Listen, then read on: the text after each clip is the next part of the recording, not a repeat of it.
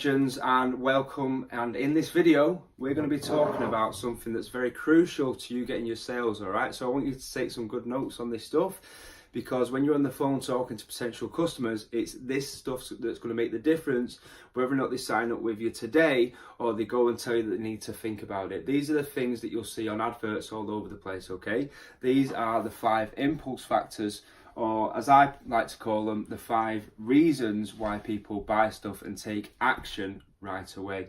Now, the first one of these 5 impulse factors, let's write it down here, is greed. Okay, so write the word greed down. That is number 1 on the 5 impulse factors. And what I mean by greed is humans by nature are greedy things. We always want more.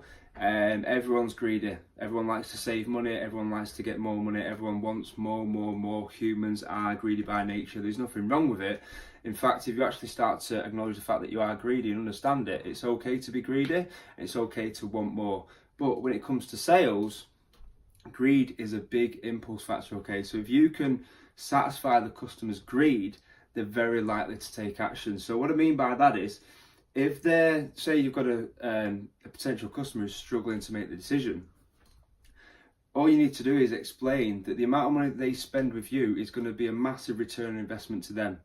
Okay, so their business is going to explode with leads, which means they're going to have more customers. It means they're going to make miles more money, and you're going to be playing off the greed. Okay, so if you notice that they are a greedy person, so to speak, keep talking about the fact that the business is going to explode with leads, new customers, how much money is that going to be worth to you, and you'll find that that is going to get them over the line. Okay, so the thing with these impulse factors is there are 5 of them, and we all to some extent associate with each impulse factor, but different people tend to lean to one more than the other. Okay, so you're not going to know that before you're speaking to the customer, which is why it's so important to have all the 5 impulse factors covered, because you don't know which one is going to resonate with the person that you're speaking to. Now, the second impulse factor is fear of loss. Okay, now I'm pretty sure you can understand what that means. My 10-year-old niece could explain it to me quite well, and basically what the fear of loss means is if they don't take action now, there's a chance that they're going to lose out on this deal. Okay, so if you've got a customer and you get to the end of the pitch and they're saying they want to think about it, you want to feel the shit out of them. Okay, so you want to say something along the lines of, yeah, of course you can go and think about it. The only problem is I'm only working with a certain amount of businesses in your area, and I've got so many meetings set up over the next few days, and I can't promise if one of those businesses wants to go ahead that I can't turn around and say, no, I've got to wait for this guy. So look, you told me that you want more leads, you told me that you want more business, you know that I can do that for you. Let's not risk it. Let's get you set up now and get more leads coming in for your business, get the greed going again, so that we can get your business making more money. Where should I send the agreement to? Okay, fear of loss. And the next one, very similar to fear of loss. And if you do not have this, you will never get a sale. If you do not have this in your pitches, you'll always find that your clients are just trying to tell you they need to think about it, they need to do research, they need to speak to the business partner, unless you have urgency in your pitch. So it's very similar to fear of the loss in the fact that they are going to miss out.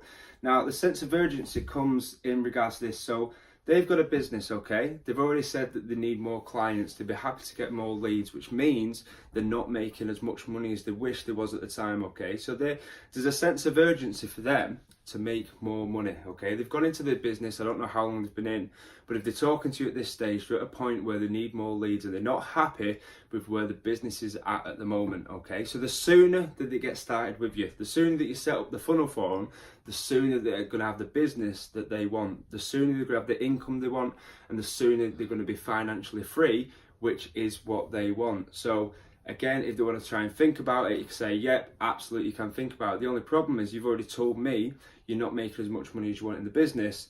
This is how we're going to change that. But the sooner you get on, the sooner we're going to do it, okay? Every day that you push me back from starting is just pushing you back from getting results that you want in your business. So if we get you started today, the sooner you're going to see results. Again, where should I send the agreement to? Okay, it always comes back to closing, impulse, use the impulse factors, and then move it on, get the agreement sent out.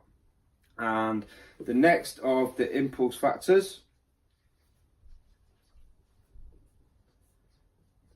is something that we call Jones theory. Jones theory, write it down. And what Jones theory means is basically is keeping up with the Joneses, okay? I don't know if you've heard the expression, it's big in America. But basically, do you know when your neighbour gets a car and everyone on the street seems to copy them and try and keep up with the car? The neighbour gets a big TV, you want a big TV. Your friend gets a new pair of trainers, you want a new pair of trainers. Basically, it's keeping up with the Joneses, all right? And what that means is their competitors are using these strategies. And you can tell them, okay, because the best people in their industries are using these strategies to get more business, and that's why their businesses are thriving. So if there's any doubt in their mind, all you've got to do is tell them the best people in the industries, their competitors who are actually crushing it right now, are using these strategies. Everyone in your industry who is booming, the ones that you see all over Facebook, the ones that you see and you know are doing really well, are using these strategies. Where do you want me to send the agreement? Okay, as I said, always goes back to closing after you've used the impulse factors. Now, as I said, the impulse factors, we're going to put all of them into the pitch, but you never know which one is going to resonate with the customer. So it's very important to have them all. What you notice, if you're not getting sales, you'll notice you're missing one of these things. So I do advise you to maybe record your pitches if you can, listen back to them and see where you can improve on each of the impulse factors. And the last impulse factor, and arguably the most important, is indifference. Okay, indifference. I want you to write that down as well. And indifference, I think it's fairly obvious what that means. If the customer thinks that you're desperate for them to be a client, they're not going to be a client, okay? So you want to come across as it's completely up to them. It don't make a difference to you whether or not they go ahead, okay? You're still going to have your business going on. You can still do the funnel for the next person. There's always another company around the corner who's going to be willing to take this on. As I said, I'm speaking to more businesses in your area. There's always some other people who can do business with you. It's more important for them than it is for you, okay? So if you start coming across as you're desperate for the sale, you're desperate for them to be the client, they're not going to go ahead, okay? They're only going to go ahead if you're indifferent. If it was that good, if what you could do was that good, if you could turn their business around, why would you be begging for it when there's many businesses in that area who need your service, okay? So just notice that when you're on the phone, is try not to come across as desperate for the sale. Now, I'm not saying don't be pushy and don't try and sell it, but the way to be indifferent, if they're coming out with objections, instead of just going straight back into it, just say, look, mate, yeah, it's completely up to you, but all your competitors are doing this. You've told me you need more businesses. The sooner we get started, the sooner your business is going to thrive. As I said, it's completely up to you, mate, but if I was you, I'd get the ball rolling. Do you want me to send the agreement to you? As I said, it always comes back to closings, okay? So just for a recap, 5 impulse factors, make sure you write them down. When you're on the phone to your potential clients, so when you're looking at this stuff and just basically take a note on which ones you're using, which ones you could use more, which ones you can get better at. That's why I said just to enjoy the process, because by the time you're speaking to your 5th, 6th, 7th, 8th business on a pitch, you're going to be so good at these things that you're finally going to get the first client over the line. So we've got greed, fear of loss, urgency, Jones theory, and the biggest one is indifference. As I said, it's completely up to you, but I would recommend that you go ahead, because the sooner we get started, the sooner I'm going to be able to get your results. So take some note of them and just make sure you're on the phone, you're having a good think about where you're using them and where you could improve.